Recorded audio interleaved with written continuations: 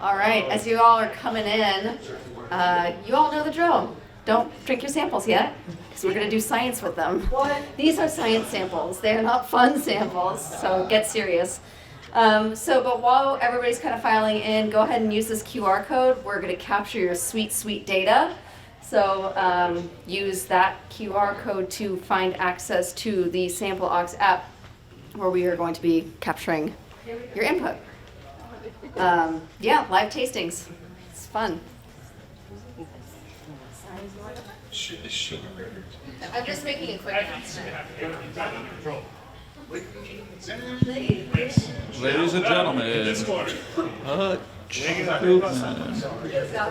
so welcome. Ladies and gentlemen, give a round of applause for your moderator, Hutch Cooper. Thank you, yes, thank you. Thank you. My responsibilities are numerous. Welcome everyone to the last seminar of the day, Raw Material Evaluation and Improving Beer Quality, with our friends Geoff Wenzel of Industrial Arts, Evan Watson of Plan B Farm Brewery, and Lindsay Barr of DraughtLab. I will now get out of the way and let the smart people tell you what they heard to tell you about. So, turn over to you guys. Fantastic. Thanks for being here. What a good, full, robust group, even on the last day, or last talk on the first day. A little bit about this group of people. So my name's Lindsay. I am from DraughtLab. Got my start at New Belgium Brewing Company, where I know Geoff. Geoff and I worked together at New Belgium for a while. I was running the sensory and consumer research department there. And Geoff was brewing, making great beer. And Geoff introduced me to Evan, who I've just become so fond of in our conversations. Yeah, yes, so fond. Great people. We're going to have a good time. They know a whole lot about a whole lot of stuff. The things that I know about are sensory science and flavor, and a skosh about beer. So we should have a good time today. As you guys are kind of getting in there, if you didn't already, hit that QR code and you can start doing that tasting. So I'm going to go ahead and take like a minute or so while you guys do your evaluations. If you were in my last talk, we had 3 samples. 2 is easier, so this is fun. Much more manageable. It's so much more manageable. So yeah, it's great. So we're going to do what I lovingly call self-randomization. So it's best practice in sensory to randomize as much as you can, especially when there are 2 samples that are relatively similar. So I'm not going to tell you guys how to do it, but some people taste number 1 and number 2, and if you're feeling spicy, then taste number 2 first. But make sure that you are actually evaluating number 2, please. So click number 2 and taste number 2 first, and then go back and taste number 1 first. Really quick evaluation. What we're trying to learn here is there a difference in preference, and are there any flavor attributes that are significantly different in these 2 samples? I'm not going to tell you what they are yet. Geoff is going to talk about them, and then we're going to look at the data together to do our science to see if there's any real significant difference between the samples. So keep doing that. Don't talk to each other. Do an independent evaluation, and I'll give you guys like not that much time, like 45 to 60 seconds. You got it.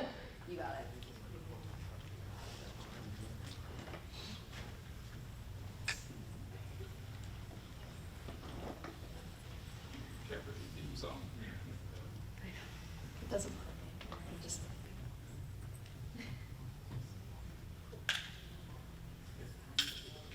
Yeah, good.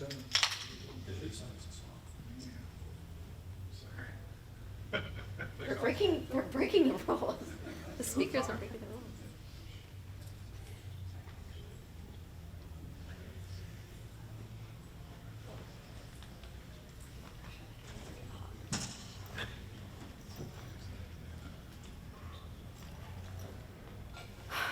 Okay. What you're doing isn't all that complicated. Sorry.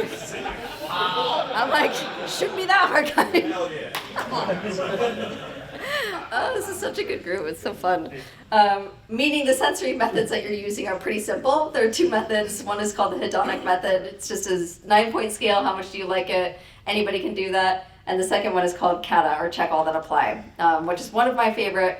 methods. You see it all over the place. If you start opening your eyes and like really seeing the world, there's surveys everywhere. I just took a survey, like on my way here, took an Uber or a Lyft or whatever it was, and at the end of my trip, I was asked to rate it. So number one, like the 5-point scale, that's a hedonic test.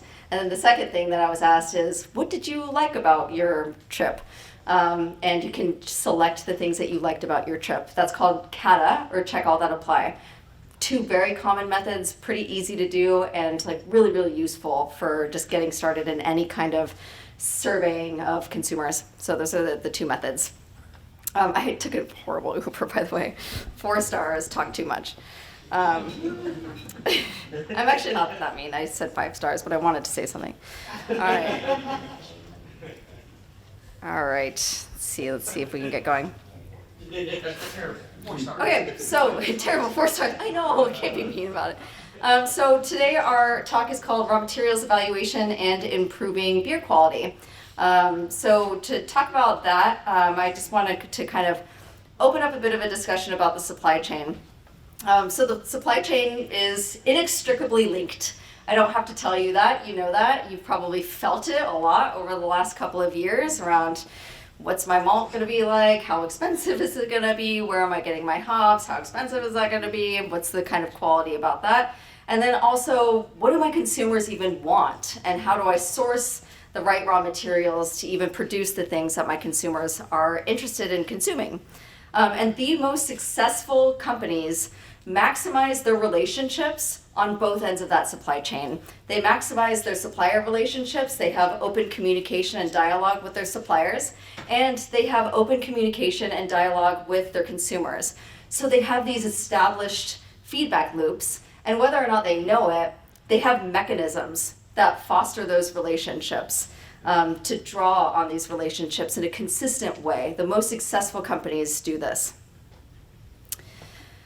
And these relationships are really hugely beneficial to you as a brewer, to you as a food and beverage producer. We make food, so we're really no different than any other food and beverage producer, even though the product is a little bit more fun. We work with companies that make fish sauces and mayonnaise and stuff, and it's way less fun than this, so which is a huge advantage, which I'm going to talk about a little bit later.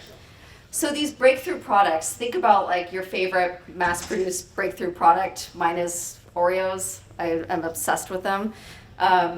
Those products don't just happen based on chance. And you know that when you're eating it. You're like, damn, they did the work. They definitely did the work to know me, and this is hitting. They don't just happen by chance. They require a really deep understanding of what your customers want and what levers do you have to deliver that. And a great lever is the raw materials that you're sourcing and how you're using those raw materials in your facility. And the underlying factor that kind of makes this all happen is flavor. If you think about really any kind of consumer good, even if it isn't just something to consume, like the leather seats in your car, sensory was done on that. Something was done, like touch was used. But in our product, the unifying factor is flavor. It's the language that kind of draws us together, that connects the supply chain, that connects our raw materials producers and our consumers to what we're trying to make. That's the language that we use, which makes a lot of sense. Just haven't really put that all together. So it develops the development of new hop varieties. It develops new yeast varieties. It helps us develop malt varieties and whatever else you're using. So it's really the fuel that drives innovation. So how do you measure flavor? Well, the way to measure flavor is through sensory science. So sensory is the only discipline, and I've thought about this a lot. It's the only discipline that allows you to directly measure not just whether or not something is liked, but the factors that are driving that liking. So it marries the two sides of the same coin, which is the subjective and the objective. So the subjective factors are basically why people want to drink your beer. They like it, right? They don't have to think about it too much. They just like it. It's yummy. Yum. So subjective. It describes the subject. So what is the subject's reaction or response to that product. So that's the subjective thing. It describes what they like. And then there's the objective thing. If you stopped at the subjective, if you just knew what your consumers liked, but you had no idea how to make that or why they liked it, then you're kind of dead in the water, right? But if you only focused on the objective, if you can scale every single attribute and know all of the terms, and you don't use the term orange, you use the term orange zest or orange blossom or whatever, and you're getting really specific, but you have no idea if that has any kind of consumer impact, then like, why did you start a business? So like those two things have to be together, right? And sensory is the way to do that. And that's what you just did. I asked you, what did you like? And what are the factors that drive liking? And that's a huge way of just doing any kind of product development. All right, so I'm gonna kick it over to these gentlemen in a second, but the first thing, the thing that I wanna leave you with is the scientific method. So sensory is a science, and many of you, I'm sure, studied some level of science. Brewing is a science. But we kind of forget and lose sight of like what we're doing when we're doing product development in our breweries. What you're doing is the scientific method. So remember what the scientific method is? Go back to like 6th grade or whatever. The first thing is we need to do some sort of pre-work. We need to understand what we're trying to learn. So we're framing the problem with the background information. So the problem might be, I can't get malt from this maltster anymore. That's my problem. Okay, so we're framing it. Then we're going to formulate a hypothesis. I think that I can source malt from my producer down the street and there wouldn't be any kind of flavor difference. That's your hypothesis. And then you design your experiment. Okay, well, if I really wanted to test if there isn't going to be any kind of difference, how am I going to do that? I'm probably going to do some level of taste test, maybe a discrimination test to see if we can tell the difference. Or maybe I'm going to do a consumer test to see if there's any consumer impact, even if there is a difference in flavor. So that's the experiment. And then number 4 is to analyze and draw conclusions. Okay, we did our test, we're looking at the data, and I've concluded that there is or there isn't a difference and whether or not it matters. Maybe there is a difference, but it's going to cost me $1 billion to switch over, and maybe I won't do that anyway. I don't know. And then 5th is reporting results. And yes, reporting is a science. Anybody who's had to report to anybody else understands that like you can't just give raw data. Like you have to figure out the story and report those results. So that's a scientific method. It's not all that complicated, but it's something to continue to ground us when we're thinking about what questions we're answering in our brewery. And with that, I'm going to kick it over to Geoff.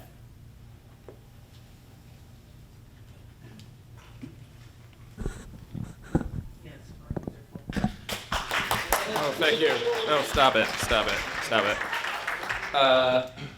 I'm Geoff. I'm the R&D brewer at Industrial Arts, and thanks, Lindsay, for the lovely introduction.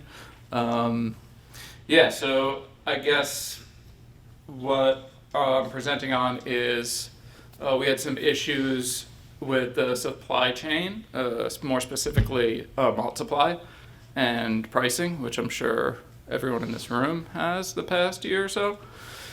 So we decided to look into other suppliers and compare that to costs. And like I always say, or said to myself when I built this slide, ABS, always be steeping.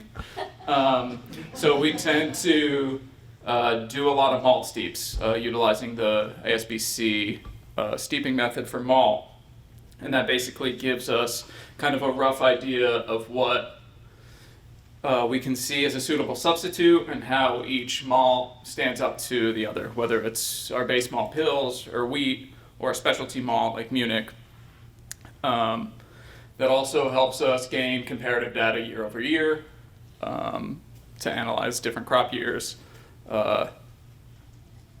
And these methods are readily available. And I think, shameless plug to ASBC, go get a membership. It's really cheap. And there's a ton of methods on there to do steeping and evaluations of raw materials, as well as any other type of science you want to do.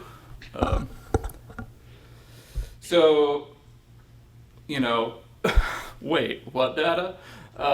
So we typically use our COAs, our technical specifications, our cost of materials and freight, which have skyrocketed over the past 2 years, and our raw material sensory evaluations kind of together to make a decision on a potential change. And obviously all these things are very intertwined, right? So cost is a huge driver in using raw materials. But like in relation to COAs, sometimes a raw material like malt might have a lower extract potential, so you have to use more.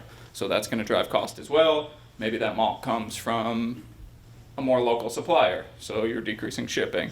And then obviously, I think I speak for most people in this room, like quality is paramount. So if the malt isn't of any quality, like that's just out the window. And then, you know, if we run these steeps and then evaluate whether or not we want to make a change, and then we'll move on to brewing trials. And that's kind of what we're discussing today, is a brewing trial we did with our hazy IPA wrench, which you all drank before, to give us data. We internally did a similar panel. We ran a triangle test. We changed the base malt in a batch of wrench and compared it to our previous batch of Pepsi Cola.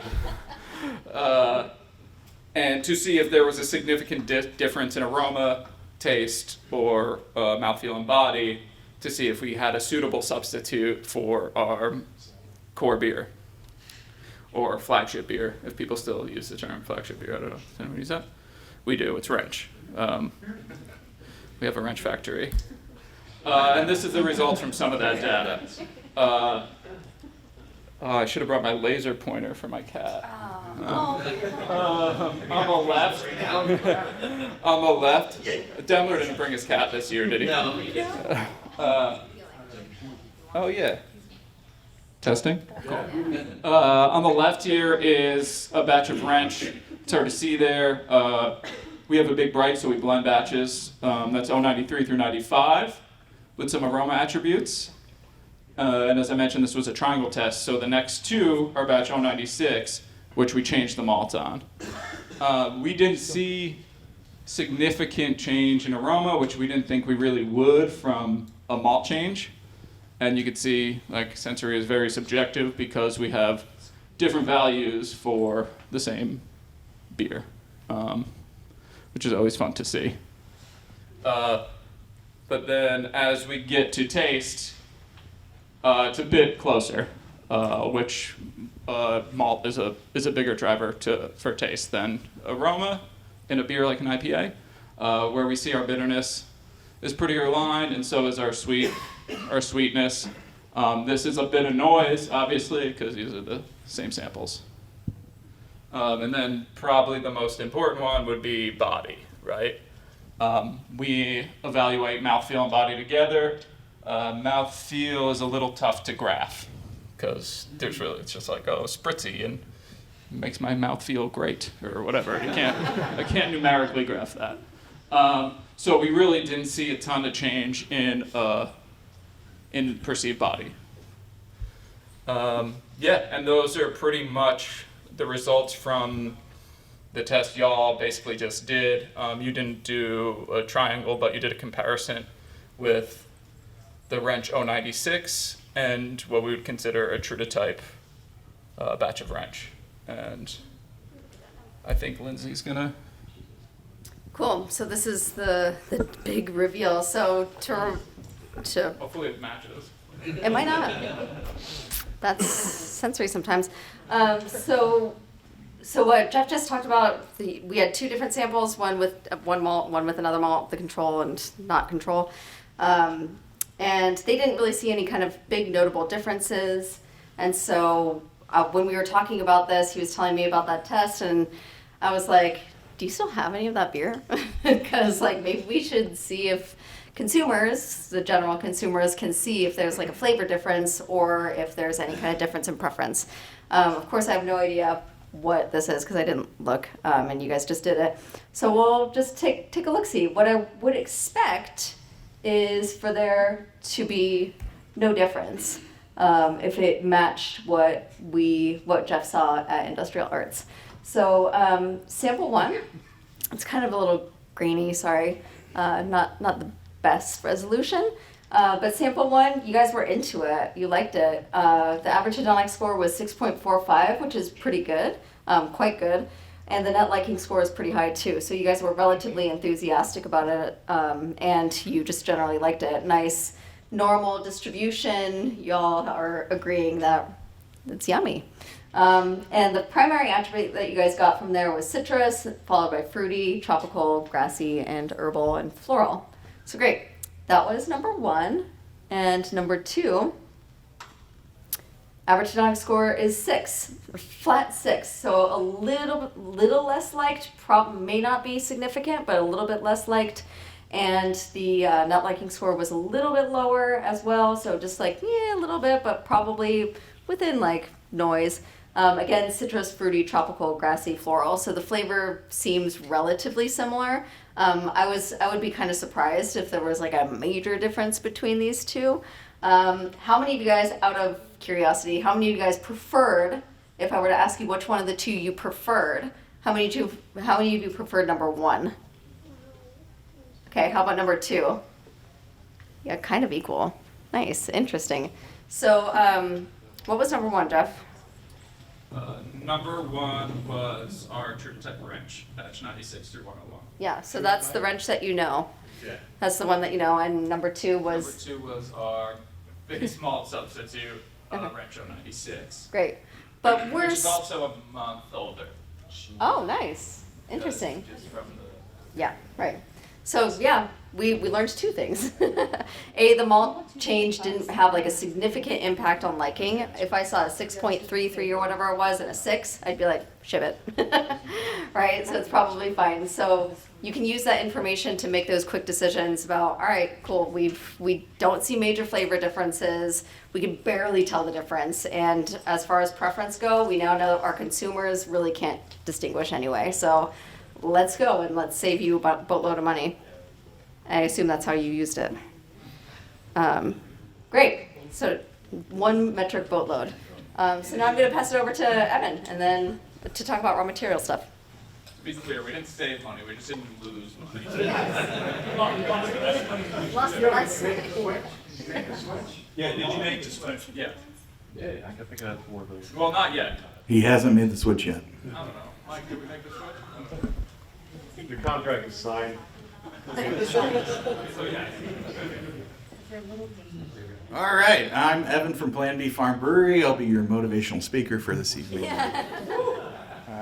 A little bit of a left turn, but I wanted to talk about the ground and sourcing ingredients from literally the ground up. For 10 years now, around this time, 10 years ago, I used to drive up. So I run a brewery with my wife, Emily. Is she in here? Oh, that's her.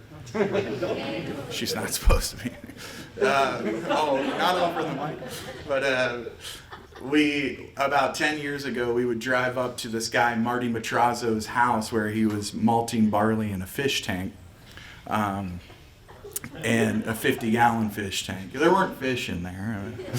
I mean, maybe, I don't know. But the malt was good. But we bought the first experiments and then bought the first legal bag of barley malted in New York State in 2013 and made a beer with it. So early on, I started our brewery with this idea, like, oh, cool, craft beer's built on a false premise. Y'all are trying to make beers from another world. Let's make a beer from this world. And what does that mean? You know, and what that means to me is finding ingredients with extreme limitation, and a fish tank fairly limited. I'm not sure if you're familiar with one. Well, they're pretty great. They're pretty, a lot of maintenance. But so we had that malt and 30 pounds in a paper bag of malt, and we made a beer with honey that we had been raising on our tiny little plot in Fishkill, New York, and hops, and I cultivated a yeast at that time from peaches. And we started out on this experiment, this petri dish. Hey, can this be possible? Can I make a beer from a singular location? So I realized I can, but is it good? Nah, it's not great. But the next experiments got better, and we started realizing, hey, if I'm going to compete with all these awesome brewers, back then there was just like one awesome brewer. He's sitting right there. Nah, he's the best. But and I was trying to say, I don't have access to these cool hops coming from from the West Coast or from the West Coast or the Southern Hemisphere, and how do I make beer coming from these very tiny limitations, you know? And I started with, people would bring me bags of hops that were brown in a Ziploc bag and be like, $20. I'm like, all right, I'll do it. Let's try to make this thing happen. So I started utilizing wild fermentation, oak aging, fruits, which were ubiquitous in quality in our region. But things have changed pretty dramatically. So connecting to my peers here who are, less of a Luddite than I am, they... the sense of a beer comes from those limitations, and any style you guys have ever tried to brew comes from the limitations of a particular region, whether it be in Dusseldorf, alt beer and lager stories, or anywhere else. It all comes from particular limitations. So finding those resources, and back then it was nothing, as I've described. It was a paper bag full of 30 pounds of malt and a Ziploc bag of bad Cascade hops. So I had to figure out a way to make beer that people would go, oh, cool, let me line up at your brewery. Which succeeded for a while and doesn't anymore. But I learned that it's those limitations, like Bob Dylan or whatever. When you hear a Dylan song, regardless of his limitations, you know it's a Dylan song. And hopefully when you have a Plan B beer, you know it's a Plan B beer. So in that moment, I decided to start, instead of thinking about beer monochromatically, black and white, here, yeast, fermentation, static, all these things, I started building kind of more of a full color palette. So I'm thinking about acidity. How can I increase acidity? Or how can I use fruitiness? How can I use oak? How can I use age? How can I use oxidation? How can I use these things to make a beer with the things that I've been presented? And early on, that was Marty Matrazo at Farmhouse Brewery. But things have evolved quite quickly. Or, 10 years. That's not that quick, I guess. But at some point, we bought this farm that was an abandoned farm. Had been abandoned for a very long time, probably 30, 40 years, and had never really been used for traditional agriculture in Poughkeepsie, New York. And I started little projects. I would crossbreed heirloom corns to make a beer. I would just try things out from day one, whether it was Scott Vaccaro at Captain Lawrence Brewery, or Jeff O'Neill at Industrial Arts. They said, you're a fucking idiot and this will fail. So, look at me now, failing. But I'm not, well, it's yet to be determined. But, so there he's out. So I on the farm, it became this giant experiment. Hey, can I grow grain and have weddings, apparently? That's just the best shot of our, aerial shot of our rotational grain field. But can I grow heirloom grains? Can I cross-pollinate grains? Can I do these things? And in all this anticipation of being self-sustainable and closing that radius of ingredients that we're sourcing. At this point, there were many maltsters. One fella was named Dennis Nessel, and he was up in Germantown, New York, and he brought his son brought a couple bags to our tiny cabin, and I liked it, and I tasted it, and I was like, oh, I want to work with this guy. So from day one, the people that I brewed, the ingredients, the malt and the hops that I used came from people I knew very specifically, and I knew well, and I knew their families. And for me, that's shrinking the supply chain so close that you can communicate with these people, and it's vital. If nothing else, I'm not a wealthy man. I haven't made a dime from this thing, but it's been a great experiment in understanding how to get to the roots of rhythm, and the basis of ingredients, and have those relationships. Dennis will come to my, he missed it this year, but he'll come to the barn, and I don't think your country maltsters or the maltsters in Munich will come down and stand on a table in his kilt and sing Irish songs for St. Patrick's Day. So it's nice to have these relationships with people that are very close to you. And in addition to that, I'm always trying to find cool new things to do, and every year it is farm, fail, and repeat. That's what, I need a pop screen on there.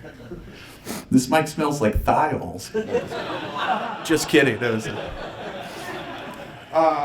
so farm, fail, and repeat. That's my, that's kind of my motto, because that is, farming is failing, and is the scientific method. What if I do this? What happens? I think this is going to be great. It's not great. We've had many instances like that, but we've had many successes along that way. But it all comes into creating an identity for you. Not you specifically, Chris. But all right, dirt, man. Pop screen. Dirt. How good is dirt? Dirt's everything. It's the basis of every single commodity that exists. This room, everything is dirt. So if you have a hold of dirt, if you understand dirt, if you understand a farm, or how close you can get to those sources, the better off you are at maintaining that supply chain. So here, this is an example of our farm. I don't know, maybe this is motivational, inspirational. This is our raised bed scenario, which each have the ancillary ingredients of a lot of our beers, and like our pickle beer. There's cucumbers and dill in one of those beds. There's lemon beer with lemon verbena. I'm sorry, lemon verbena, not a fan. Lemon verbena, lemon thyme. So each raised bed represents a beer. So people that come up and visit the farm get to see the ingredients, and that's an interesting thing. Like, I can't grow all the cucumbers I need to make a stupid pickle beer, but people can come and see that. But lavender, you don't need a lot, right? So each of these beds represents, and some of the beers, the adjuncts are only and exclusively from these raised beds. So don't underestimate dirt. Dirt rich. That's right. I'm going to talk too long. Look at this lady. Hey, look at that lady. You look like that lady over there. So building malt and farmer relationships, I talked about that. So, as Gio pointed out, there are a lot of, and you guys all know, there are a lot of problems in our supply chain. And there is, that was an unknown plus of the farm brewer's license when it was established 10 years ago is, hey, it was what we built it on. We built an apocalyptic brewery. We got beer when all you guys don't. So we have isolated ourselves in a capacity, but also built these relationships with all of our farmers. Ted Hawley, Dennis Nessel, Dennis and Jeanette, Chris Holden, who's out there, all the people outside this door who are banging on it with a battering ram. Look. This is an important point, if I have one. It's important to establish this communication. I know a lot of you guys are New York farm brewers. It's important to establish communication, a line of communication with your maltsters, because I have seen personally many go out of business. One of our big hop suppliers went out of business this year. One of our big malt suppliers in between the Ted and Dennis era and Marty Matralza went out of business as well. Because they don't know, they're farmers. I went to the first malt conference in 2012, and it was packed with farmers who were so excited. They couldn't meet the capacity of a room like this. There were like hundreds and hundreds of farmers so excited to grow grain. The next year I talked at it, and maybe it's not a coincidence, but there were like 12 people in there. Because farming is difficult, and farming for grain is, for malts purposes, and the quality that needs to be is very difficult. And we live in like a very... farming is influenced by large-scale farming, and large-scale farming, my wife comes from Ohio, I come from Indiana, doesn't look like the farming we need in New York to grow malt and hops. So it's a learning curve. So it's super important to say to your maltster or your wherever you have the connection closest to the dirt of your supply chain, hey, we need this. And look at that guy, he's an idiot. Yeah. Yeah, so nobody will protect that. Even the Brewers Association itself, I remember, will always favor you as a brewer over the farm brewer's license. And that hurts farmers. And it put these people out of business. Because ultimately, you want to have these relationships and you want to build this, because when there are wars and things that dictate projects that you've been working on for a long time, or communication, you want to have sustainability and you want to be able to keep making beer. Hey, and by the way, guys, have fun. Craft is creative. And can you tell anybody know what a font this is? All right, Comic Sans. The most fun of all fonts. I guarantee you upstairs, if the fonts are hanging out, Comic Sans is doing keg stands of Utica Corp right now. But have fun. Look, there's a bunch of peppers. I put them in a beer. Why the fuck not? And then there's I roasted all these squash I grew. That's cool, right? Why not? Have fun. Embrace the nature of the dirt. So yeah, beer is an extension of our home, whether that is a walk through the woods, these are foraged ingredients, or it's a cultivated field, or it's a busy neighborhood in a Long Island City. It's got to be an expression of where you are, a sense of place. And in order to establish that sense of place, you have to have a sense of where your ingredients come from, in my opinion, and what ingredients you're using and what's your purpose. And I hope people want to use local ingredients, because there's a lot of pros to it. And if nothing else, it's really nice to look the person in the eye that grows your grain or malts your grain. It's very important. It's important to me. Blah, blah, blah. All right. Yeah.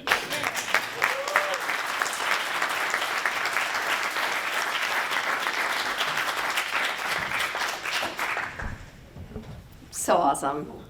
Just so awesome. So when we were putting this together, when we were having our conversations initially about what we wanted to talk about, we kind of realized that Geoff and Evan had kind of two really different ways of going about creating their products. There's the kind of commercial wrench factory, which is great, also very creative as well. And then there's Evan kind of taking what the earth gives and making a beer and kind of going for it, really artistic, which there's a time and place for all of those things. And you kind of really can't have one without the other if you're going to be really successful. So there's the art piece. There's all right, what are we doing? How are we making this? What is kind of the expression? And then eventually that turns into this brand that has to grow and be consistent and be kind of accessible, right? And that's kind of where a lot of the science comes in. I don't think that those two things are the same thing, and there's a time and place for both of those things, art and science. So I just want to be kind of clear about that. A couple of things that I want to discuss just to wrap things up, and we'll wrap things up together and leave plenty of time for conversations, is what are some of the things that you can practically do at your brewery right now? So how can you better understand your customers? How can you better understand your raw materials? Geoff already talked about one of the methods that's near and dear to my heart, the hot steep method, which is a malt evaluation method. If you're not familiar with the hot steep method, you can talk to me, or you can go to ASBC. The hot steep method is really, really great, because every time that you want to test a new malt, we had to make a beer. And that's when we were we got to change this. So we helped develop the hot steep method in 2015 or 16. And essentially it uses a lot of the materials that you have at your brewery. It's like a funnel, some funnel paper, an Nalgene, you shake it, you do the whole thing. I was just at the Craft Malt Conference last week. We did 67 hot steeps in a day, and it was manageable because it's a pretty easy method to use, and it helps you to not have to make a whole beer if you're going to evaluate malt. Chewing malt, that's dead. That's over. Stop doing it. It doesn't give you any kind of actionable feedback. And trust me, we've done the studies to look at that.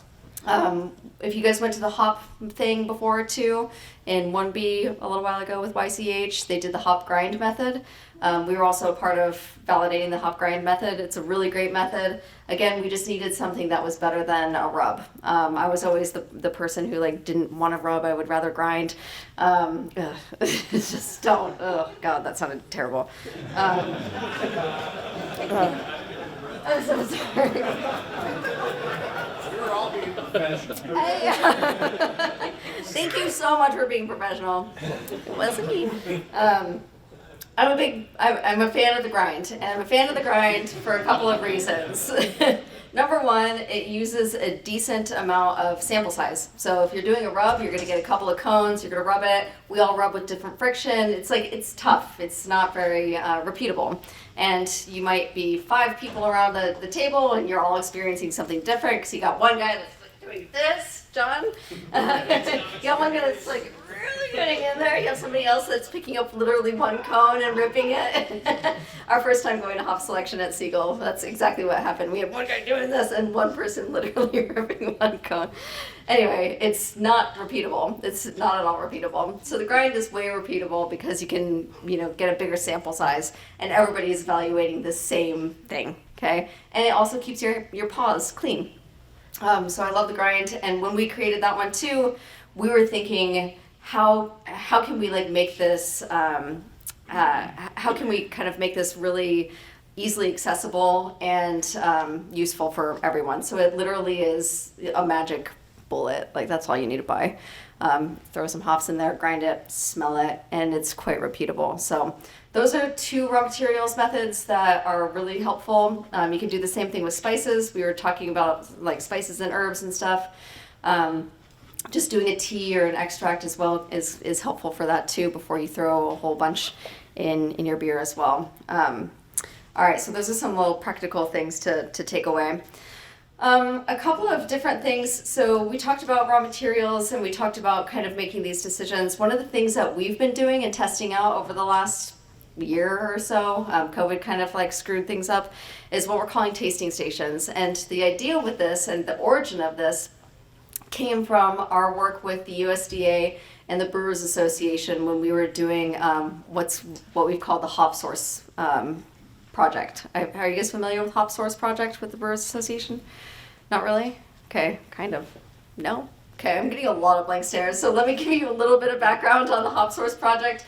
So it's a collaboration with the Brewers Association and the USDA. And basically the idea is let's help bolster the public breeding program. A lot of hops are privately owned, fine, no judgment, great.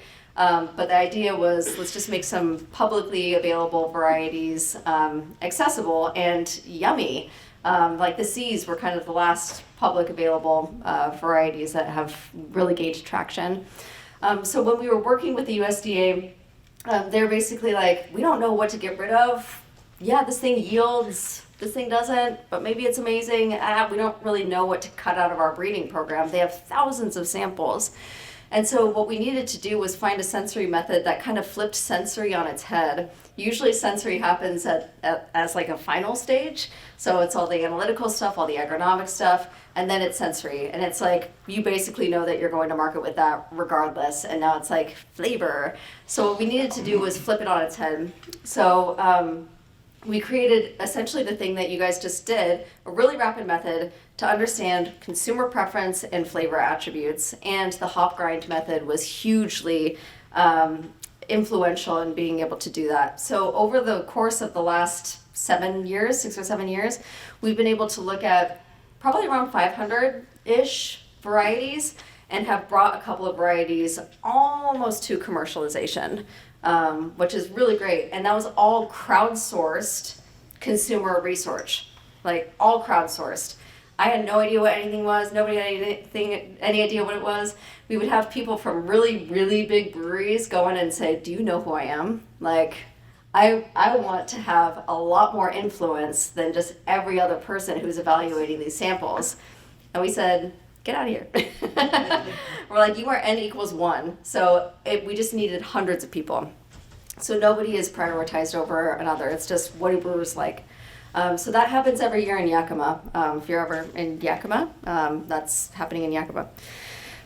So that was kind of the inspiration with, okay, cool, we have this method, we can funnel through hundreds of people and hundreds of samples, and we can get actionable information that helps inform public breeding in the US. So how can we like bring that to breweries?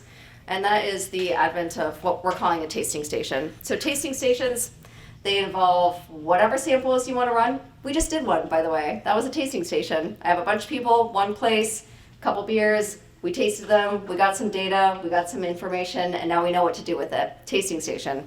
Really, really simple.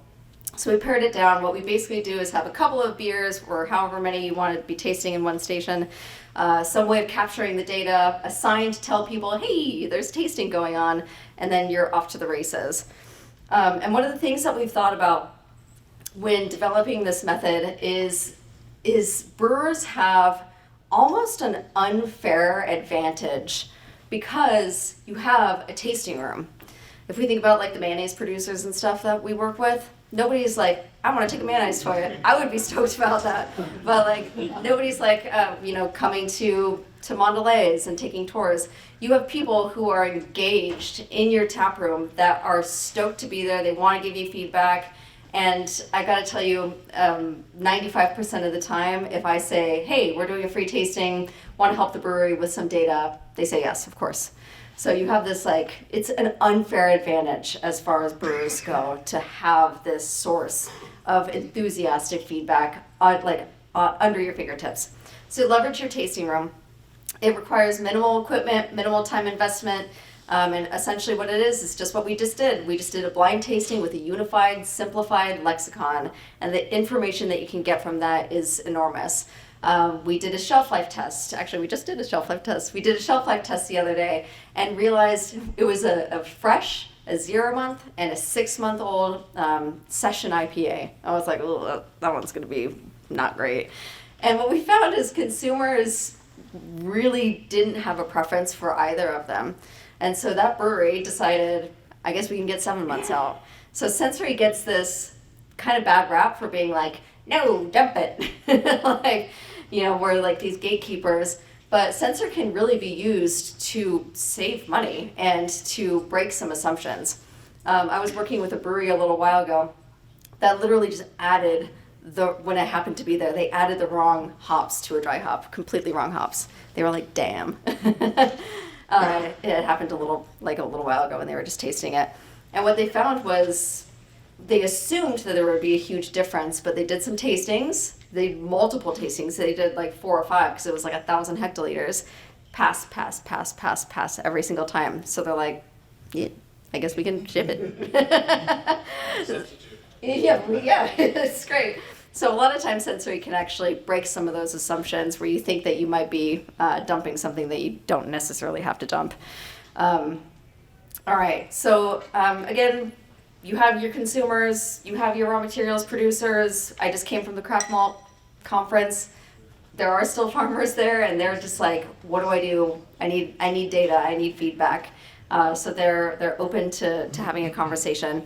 And flavor is that unifying language, and your customers are so pumped to hang out with you. So a few extra tidbits. Yes, you already have what you need. We didn't invent Sensory as a science. Like it exists. It's something that brewers use. It's something that major companies use, and the really successful ones bring it into their normal product development on a regular basis. And you might not have what's what you would consider to be a sensory panel, but you're already very close. You're already tasting your products. Every single product that goes out the door, guaranteed you're tasting it. So you already are relatively close. So it's just that next step of getting really actionable data. So flavor is that connecting language, and there are a whole bunch of simple tricks that can enhance what you're already doing, like the tasting stations thing. If you're interested in talking more about that, happy to chat with you. Geoff, want to take the last bullet point? Or the 4th bullet point? Yeah, I'm going to stay seated though. Is that okay with everyone? Yeah. Cool. I was, I talked about this a bit, but consistent sensory data collection and keeping that year over year, right? Like we use agricultural products and they're subject to change. And so checking in with those year over year, whether it's the technical data or the sensory data, it can really help you out and really help you make informed changes when you need to. When, I don't know, there's a war in Ukraine and your European Pils malt doubles in price, which sucks. And I don't think Lindsay gave herself enough credit. Like, she created the hot steep method for malt, which we use probably once a month.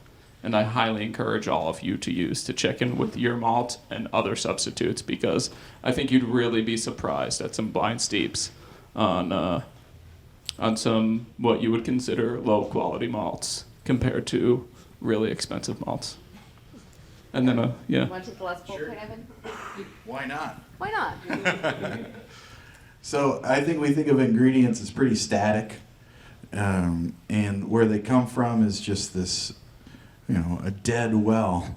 But in reality, they're producers, they're growers, and as a bad farmer myself, there's nothing more important than, you think that like Chris Holden knows what he's doing, and he kind of does, but you can go out there and you can tell him, this is what I want, because that's what he wants. And without that information, he's lost. And many farmers have fallen to the wayside because there isn't that amount of communication. So make that communication. Say, I don't need 7 types of crystal malt, Ted Hawley. I want good base malt, and make those conversations regular whenever you go out and see the fields. Go out because it's just fun, write it off. I don't know. Yeah. Yeah. Awesome. Yeah, I adore you guys. Thank you. So thank you for being here. If you want to follow what we're doing with our newsletter, that is the QR code. We put out stuff all the time about sensory and methods. We're going to do a hot steep thing. If you're interested in learning more about the hot steep, we're going to write a thing about that. So there's a lot going on there. So that's my little plug. And with that, I think we have a few minutes for questions. Any questions? Yes. I have a question for you. What? It's shocking. No, because you use so many different herb spices, flavor ingredients, and they vary wildly year to year. And then you kind of embrace that idea of difference, where even if it's unique every year, will be different from year to year. What's your process for evaluating those ingredients? Do you have a set process for, hey, I'm going to sit down with these particular ingredients and test them out? How do you go through deciding what is and is not quality? How are you going to combine these things?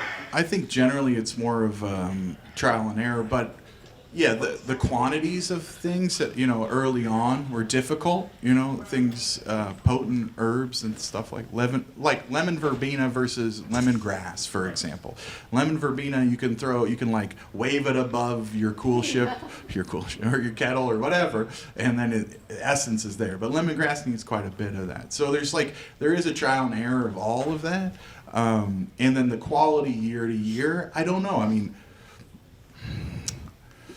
annual herbs, annual adjuncts, which is a word I had to learn, by the way. Some people are like, adjunct. I'm like, what's an adjunct? But annual adjuncts, from a farming perspective, are pretty consistent, right? Like, it's the things that are perennial. You talk about winemaking is completely set up on perennial differences. But annual, plants that you plant at the beginning of the year, like those little spices and all that stuff, for the most part, are pretty consistent. And so getting a gauge on whatever size system you have and then adding them sparingly. Also, like, for example, I have our brew house. Things get hot in the kettle, as you guys know. You can add things there. You can, and then I have a cool ship. So then there's like a gradient of heat that disperses over. It's just like the old hop back, and Chris uses that like that. But it's a way I can add a little bit more. Okay, this wort isn't lemongrassy enough. Let's add a little bit more to the cool ship. And then if I miss there, then you can always add it post fermentation if you're making the beers that I'm making. But you could actually, in clean beers, lemongrass is a great tea. You can heat it up and sanitize it.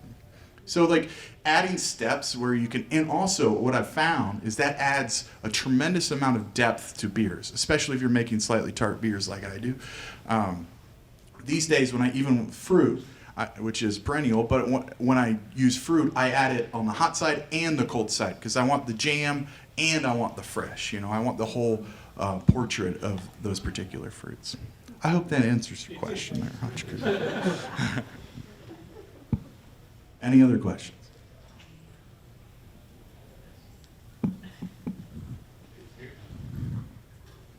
Well, thank you very much to all my speakers. Let's have a round of applause.